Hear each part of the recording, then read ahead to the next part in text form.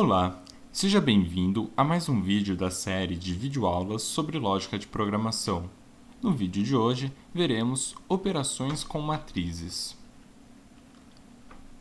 Então, nesse vídeo, veremos as três funções básicas que devemos saber para trabalhar com matrizes, que é a sua declaração, a atribuição de valores e a leitura dos mesmos. Como já vimos, para declarar uma matriz, nós precisamos informar o tipo, o nome e a quantidade de linhas e colunas. Então, fornecendo dois índices. Então, uma matriz de inteiros, que vai ser chamada de matriz 1. Quando eu digo, por exemplo, 3 e 3, esses dois índices me indicam o seguinte, que eu tenho uma matriz com 3 linhas e 3 colunas, que, portanto, armazenam 9 valores inteiros, certo? Como que eu sei que é 9? É a multiplicação de linhas e colunas, certo? Eu também posso declarar essa matriz informando os valores, certo? Então, por exemplo, uma matriz 2 aqui de inteiros, uma 2 por 2, eu posso já declará-la inserindo os valores. Então, por exemplo, aqui eu posso inserir 4 valores, né? Então, sei lá, 9, 10, 14 e menos 9, por exemplo. Então, aqui eu já criei a minha matriz informando os valores, certo? As duas formas estão corretas, sendo que a primeira é a mais comum que nós vamos utilizar bastante. Com relação à atribuição de valores, ou seja, como que nós vamos preencher essa matriz que acabamos de declarar? Geralmente é com a informação digitada pelo usuário. Então, como que nós vamos fazer, essa leitura? Sempre que trabalharmos com matrizes, iremos utilizar dois laços de repetição, certo? Nós utilizamos sempre um laço para vetor porque nós temos um índice. Como aqui em matriz nós temos dois índices, então nós vamos utilizar dois laços de repetição. Um variando a linha, o segundo variando as colunas, certo? Então vamos ver como que isso funciona. Primeiramente nós precisamos declarar as duas variáveis de controle. Então vou colocar aqui L e C de linha e coluna, certo? Então variáveis de controle,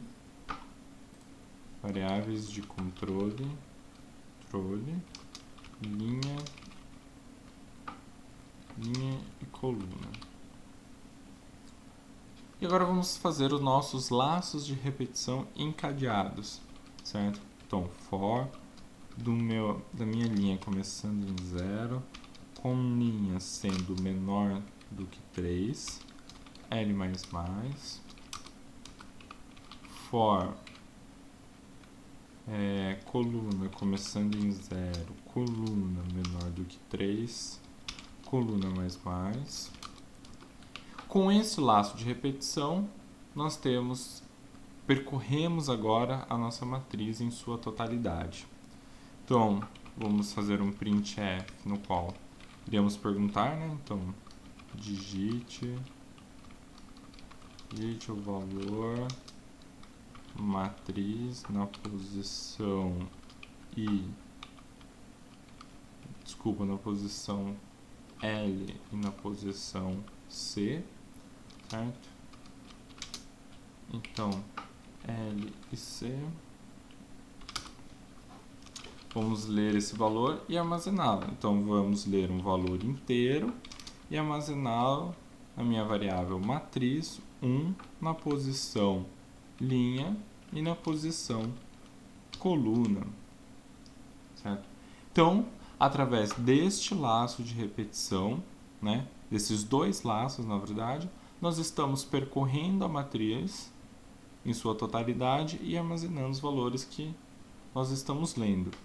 E para a leitura, ou seja, para mim exibir esses valores que eu acabei de ler para o usuário, também será necessário os mesmos dois laços de repetição. Vou copiá-los aqui, porque basicamente tudo que nós iremos trabalhar com matriz, a gente utiliza os laços de repetição. E aí vai ser um printf, printf da minha matriz, vou colocar aqui um /n, matriz na posição %d igual a %d, ou seja, LC é igual a matriz 1 na posição LC, certo? Então vamos ver a execução deste programa, certo? Então agora ele está sendo realizado o processo de compilação e gerou aqui o meu executável. Então vamos lá. Digite o valor para a matriz 0 e 0, certo? Posição 0. Então até esse ponto, né, na verdade, ele criou a nossa matriz e agora vai começar o processo de leitura. Então ele começa do 0 e 0. Quando eu informar o valor, nós vamos percorrer o que? A coluna primeiro, né? A coluna vai variando até chegar coluna 0, coluna 1, coluna 2. Quando acaba esse for, né, ele sai, entra nesse próximo e aí linha é incrementado mais 1. Volta no começo e de novo surge este laço de repetição. Então perceba, ó, valor 0, 0, valor 0 e 1, valor 0 e 2. Agora o que vai acontecer? Vai acabar esse laço de repetição, o linha vai aumentar em mais uma unidade e a coluna volta a ser 0 novamente, certo? E assim que nós vamos percorrendo todo o vetor, certo? Toda a matriz, desculpe. Certo? E aqui é a exibição dos valores que foram acabados de ser digitados pelo usuário, ok? Então, essas são as 3 operações básicas com uma matriz: declaração da matriz, essa atribuição de valores e percorrer essa matriz para começar agora, de fato, a trabalhar com esses valores lidos. Então agora vamos para um exemplo. Bom, neste exemplo diz o seguinte: faça um programa que leia 3 notas de 4 alunos, armazene essas informações numa matriz e imprima no final todas as médias juntas. Então, a grande diferença deste exercício é o seguinte: nós temos que ler todas as notas e depois exibir a média. Anteriormente, nós fizemos o seguinte: lia a nota, apresentava a média. Lia a nota, apresentava a média. Agora não. Agora você lê todas as notas e depois apresenta as médias. Então isso nos obriga o quê? A ter que armazenar todas essas notas. Por isso, o uso da matriz, que vai facilitar muito esse trabalho. Bom, então o primeiro passo é declarar a matriz, certo? Para declarar a matriz, vai ser uma matriz de notas, né? Afinal nós vamos armazenar as notas. Então uma matriz do tipo real, float. Float notas de quanto por quanto, né? De 4 por 3. Por quê? Porque as linhas representam alunos e colunas representam as notas. Então, imagine, né? Numa linha da minha matriz, vamos ter todas as notas daquele aluno. Na linha de baixo, do outro aluno. E assim sucessivamente. Então, após essa declaração, também vamos declarar 2 variáveis de controle. Por quê? Variáveis de controle. Porque logo, se eu vou ler as informações, preciso realizar, né, dois laços de repetições, um encadeado no outro, né? Encadeado. E por isso vai ser necessária a utilização dessas variáveis de controle. Então, for do meu i começando em 0 enquanto i é menor do que 4 i mais mais. O outro for vai começar com o meu j começando em 0 enquanto o meu j é menor do que 3 j mais mais, né? Lembrando que o primeiro for é que eu representa as linhas e o segundo as colunas, certo? Então eu vou pedir para a pessoa digitar, né? Então digite nota, por exemplo, nota 1 do aluno 1, né? Esse é só o exemplo que eu quero mostrar. Então aqui eu vou ter que passar para ele a minha nota, que é J, e meu aluno, que é I, certo? Depois de apresentar a mensagem, eu vou ter que ler uma nota, né? Então, uma nota real e armazená-la nela em notas na posição I, na posição J. Então, depois de todo esse processo da leitura das notas, é hora de... então, só marca aqui, né? Leitura das notas. Agora é necessário realizar o quê? Exibição das médias. Exibição das médias. E para exibir as médias, o que vai ser necessário? Eu realizar o cálculo a partir das notas que eu armazenei. Como eu sei que as notas estão guardadas da forma que numa linha estão as 3 notas desse meu aluno, então o que vai ser necessário? Vai ser necessário apenas um for. Então, olhem como vai ficar. I começando em 0, enquanto o meu i é menor do que 4, que aí serão todos os meus alunos nesse for, né? Então nesse laço vou passar por todos os alunos e eu vou dar um printf, ó. Média aluno, por exemplo, aluno 1 igual por cento ponto 2 f, certo? Um barra n aqui no início para ele pular as linhas. Então, primeiro, média do aluno I, né? Do aluno 1, do aluno 2.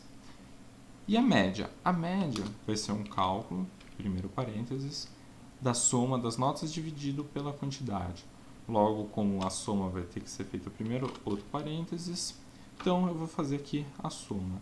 Soma de notas na posição I, na posição 0, mais notas na posição I, na posição 1, mais notas na posição I,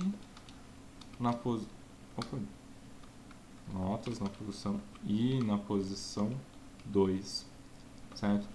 Tudo isso dividido por 3, certo? Então, ó, vamos entender, né? Por que não foi necessário fazer o segundo for? Porque eu preferi escrever, certo? Os índices aqui. E por que os índices foram escritos? Porque eles são sempre os mesmos. No sentido, olha, para calcular a média do aluno 0, então meu i vale 0, então é 0, 0, 0, 1, 0, 2. Os índices do aluno 1 é 1, 0, 1, 1, 1, 2. Então, não muda isso. Então, eu já faço o cálculo, passo somente por... então só tem um for para passar nos alunos e as notas vão sendo calculadas dessa forma. Então, se a gente executar o programa, para ver o resultado, ó, digite a nota do aluno 0.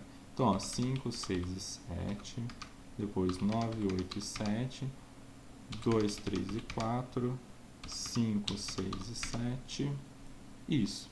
Então, ó, eu li aqui 4 alunos, aluno 0, aluno 1, aluno 2, aluno 3, e a média foi a seguinte: média do aluno 0, 6, média do aluno 1, 8, média do aluno 2, 3, média do aluno 6. Então, nesse exemplo foi possível observar o uso da matriz, certo? Como se percorre, a exibição das médias, né? Então, o propósito qual era o propósito desse percorrimento da matriz, ok? E é isso. Então, espero que esse vídeo tenha o ajudado a compreender, né, as operações com as matrizes.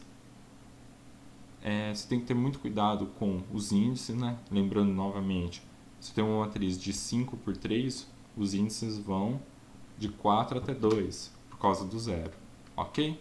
Então, muito obrigado pela atenção e até a próxima.